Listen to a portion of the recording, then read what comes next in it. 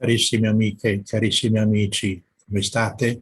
Sicuro di trovarvi in ottima salute. Però, c'è sempre un però, l'estate ormai è praticamente alle nostre spalle e incomincia a sentirsi già, specialmente verso sera, un po' di frescolino che fa passare la voglia di andare a spasso.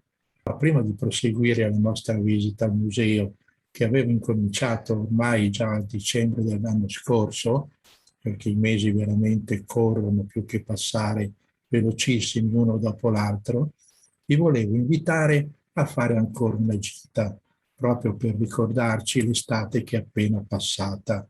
E praticamente vi volevo portare questa volta abbastanza lontano, sulle tre cime di Lavaredo, quindi siamo addirittura nelle Dolomiti. Mi allontano un attimino, così potete vedere meglio la bellezza di queste tre guglie. Infatti, qui si parla tedesco, vengono chiamate drei Zinnen, i tre pinnacoli, proprio perché sembrano tre pilastri che sono stati confitti nel terreno. Abbiamo la cima ovest, che è questa, poi la grande cima, che è quella centrale, e poi alla mia destra la piccola cima, che in realtà è costituita da un insieme di tre guglie minori. Ora, fare la scalata è un'impresa veramente difficile, però quello che io vi voglio proporre è di girare tutto attorno. È una gita abbastanza semplice che presenta uno spettacolo meraviglioso, perché c'è la possibilità di osservare le cime in tutte le condizioni di luce differenti della giornata. Una gita quindi nella natura molto piacevole, senza però doverosamente dimenticare che nella prima guerra mondiale qui passava il confine tra l'Italia e l'Austria e quindi qui si combatté veramente duramente e non è impossibile, percorrendo i sentieri, trovare ancora, a parte le trincee o le gallerie, ma dei reticolati o addirittura a volte anche degli elmetti che man mano che passa il tempo riemergono dalla terra. Allora seguitemi.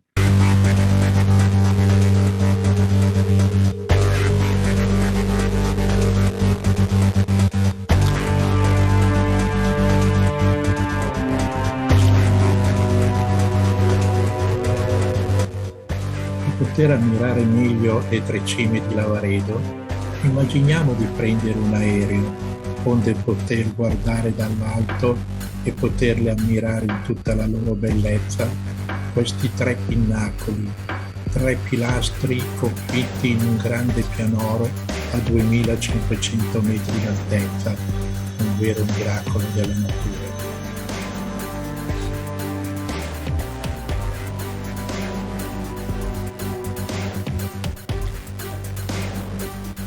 La traccia in blu è il percorso che deve essere fatto per poterle abbracciare completamente.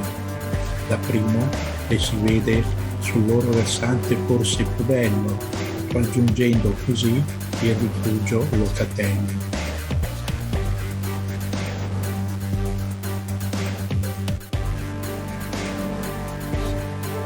Si prosegue poi fino a raggiungere la Forcella, dove passava proprio il confine tra l'Italia e l'Austria, per poi scendere verso il rifugio Lavaredo e poterle ammirare sul retro. Da qualunque parte lo si possa osservare, non si finisce mai di stupirsi per questo meraviglioso spettacolo. Si chiude completamente l'anello, raggiungendo infine il rifugio Abruzzo.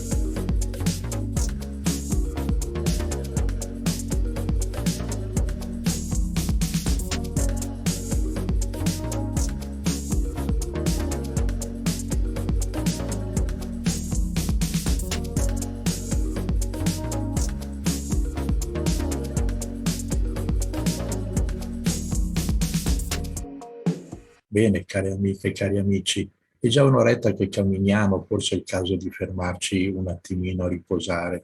Siamo partiti dal bellissimo lago di Misurina, circondato da delle splendide montagne, e abbiamo fatto un lungo traverso arrivando poi alla Forcella, e qui riposiamo un secondo perché fra poco il panorama cambierà completamente e vedremo finalmente le tre cime di Lavaredo. A proposito, mi sono dimenticato di presentarvi i miei compagni di avventura. Sono i miei giovanissimi nipoti, che adesso vi faccio vedere, che mi accompagnano in questo cammino.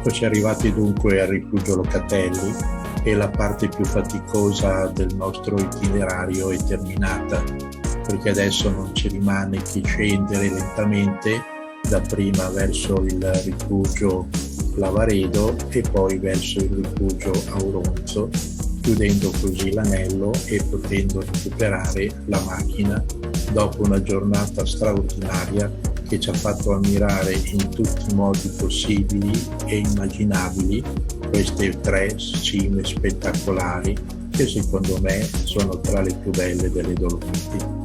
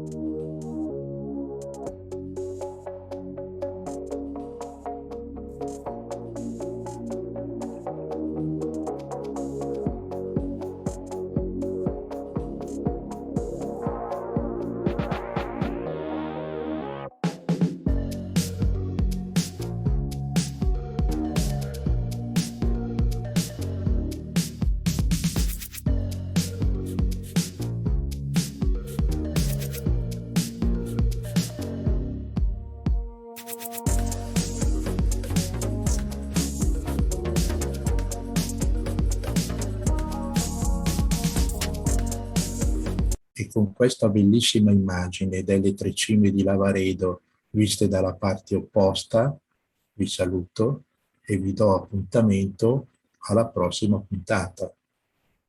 Arrivederci.